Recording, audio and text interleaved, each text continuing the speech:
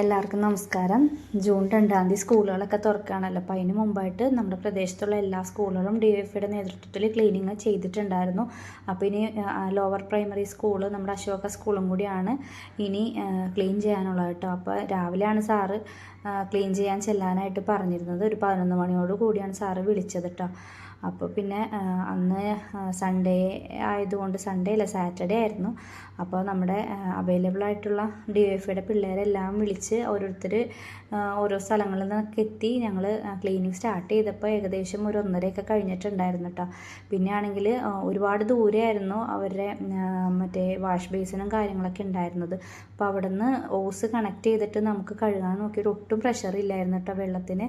അപ്പോൾ പിന്നെ രണ്ടാമത് എല്ലാവരും ബക്കറ്റിൽ വെള്ളം പിടിച്ചിട്ട് അങ്ങനെ ബക്കറ്റിൽ കൊണ്ടുവന്ന് ഒഴിച്ചിട്ടാണ് നമ്മൾ ക്ലാസ് റൂമുകളൊക്കെ ക്ലീൻ ചെയ്തത്. എല്ലാ എന്താ പറയുക പ്രദേശങ്ങളിലും ഇതുപോലെയുള്ള ഗവൺമെൻറ് സ്കൂളുകൾ, പ്രൈവറ്റ് സ്കൂളുകൾ എല്ലാം മിക്ക പ്രൈവറ്റ് സ്കൂളുകളിൽ ചിലപ്പോൾ അവരുടെ മാനേജ്മെൻറ്റും കാര്യങ്ങളൊക്കെയാണ് ചില സ്കൂളുകൾ നമ്മൾ സമീപിക്കാറുണ്ട്, ക്ലീനിങ്ങിന് വേണ്ടിയിട്ട് ചെല്ലാനായിട്ട് പറയാറുണ്ട് കേട്ടോ. ഗവൺമെൻറ് സ്കൂളുകൾ ഒട്ടുമിക്കതും നമ്മൾ തന്നെയാണ്, ഓരോ പ്രദേശത്തെ DYFIക്കാരാണ് അത് ഏറ്റെടുത്തിട്ട് എല്ലാ കൊല്ലവും ചെയ്തുകൊണ്ടിരിക്കുന്നത്. അതുപോലെ എല്ലാ പ്രദേശങ്ങളിലും ഓരോ യൂണിറ്റുകളിലും പഠനോപകരണ വിതരണങ്ങളും ബാഗ്, പുസ്തകം, കുട അടക്കം എല്ലാ കാര്യങ്ങളും കുട്ടികൾക്ക് നൽകുകയും SSLC +2 അവാർഡ് ദാനവും എല്ലാം ഓരോ യൂണിറ്റിൻ്റെ നേതൃത്വത്തിൽ നമ്മൾ നടത്തി വരുന്നുണ്ട് കേട്ടോ. അപ്പോൾ ഈ സ്കൂളിൻ്റെ കാര്യം പറയുകയാണെങ്കിൽ ഞാൻ പറഞ്ഞല്ലോ ലോവർ പ്രൈമറി സ്കൂളാണ്. അപ്പോൾ ഒരു കുറച്ച് ഭാഗം നമുക്ക് ക്ലീൻ ചെയ്യാനുള്ളൂ. ഒരു 5 ക്ലാസ് റൂം ഉള്ളൂ, ടീച്ചേഴ്സിൻ്റെ റൂം അടക്കം ഒരു 5 ക്ലാസ് റൂമേ ഉള്ളൂ. പിന്നെ ബെഞ്ച്, ഡെസ്ക്, അവിടുത്തെ മേശ, കസേര അങ്ങനെയുള്ള എല്ലാം ക്ലീൻ ചെയ്തിട്ടുണ്ടായിരുന്നു. പിന്നെ വാട്ടർ ടാങ്ക് അങ്ങനെയുള്ള കാര്യങ്ങളൊക്കെ നമ്മൾ നല്ല രീതിയിൽ തന്നെ ക്ലീൻ ചെയ്തിട്ട് കൊടുക്കാറുണ്ട് കേട്ടോ. അപ്പോൾ ഇന്നും ഞങ്ങൾ ആ രീതിയിലേക്ക് നമുക്കാവുന്ന രീതിയിലൊക്കെ നല്ല രീതിക്ക് തന്നെ ക്ലീൻ ചെയ്യാനായിട്ട് ശ്രദ്ധിച്ചിട്ടുണ്ടായിരുന്നു. പിന്നെ ഓരോ ആളുകളും പലർക്കും ശാരീരികമായിട്ടൊക്കെ ബുദ്ധിമുട്ടുണ്ട്, ജലദോഷം, പനി അങ്ങനെയുള്ള കാര്യങ്ങളൊക്കെ ഉണ്ടായിരുന്നു കേട്ടോ. എന്നിരുന്നാൽ കൂടിയും ഈ ഒരു കാര്യം ആയതുകൊണ്ട് നമ്മുടെ കുട്ടികൾ നല്ല രീതിയിൽ നല്ല വൃത്തിയുള്ള സ്ഥലത്തിരുന്ന് പഠിക്കട്ടെ. ഇത്രയും 2 മാസമൊക്കെ ആയിട്ട് സ്കൂൾ പൂട്ടിക്കിടക്കുമ്പോൾ അതിൻ്റേതായ രീതിയിൽ പൊടിയും കാര്യങ്ങളൊക്കെ ഉണ്ടാവും.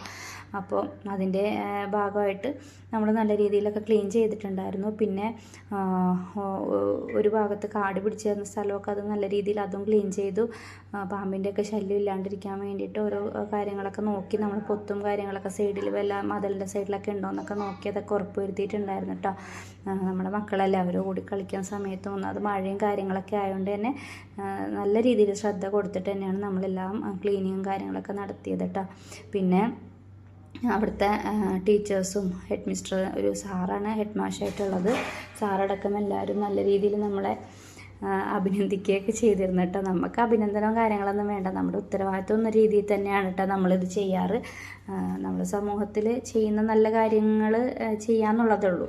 സുഹൃത്തുക്കളെ, വലിയൊരു ദൗത്യമാണ് നിങ്ങൾ ചെയ്തത്. കാരണം നമ്മൾ സ്കൂളിൽ ഈ പറയുമ്പോൾ ഞങ്ങൾ 2-3 അധ്യാപകരുണ്ടെങ്കിലും ഒരുപാട് പ്രയാസപ്പെട്ട സന്ദർഭത്തിൽ ഈ ചെയ്ത സേവനം യഥാർത്ഥത്തിൽ വലിയൊരു സേവനം തന്നെയാണെന്ന് പ്രത്യേകം എടുത്തു പറയാണ്. കാരണം മാത്രമല്ല, ഇത്തരത്തിലുള്ള യുവാക്കളായിട്ടുള്ള ആളുകളൊക്കെ വെറുതെ നടക്കുമ്പോൾ ആ എഫേർട്ട്, ആ ഒരു പ്രയത്നം, ഈ ഒരു നല്ലൊരു നന്മയ്ക്ക് വേണ്ടി ഇതിനു വേണ്ടി എന്ന് എല്ലാവരെയും പ്രത്യേകമായി അഭിനന്ദിക്കുകയും പ്രത്യേക സ്കൂൾ ലെവലിൽ നന്ദി പ്രകാശിപ്പിക്കുകയും ചെയ്യുന്നു. Thank you.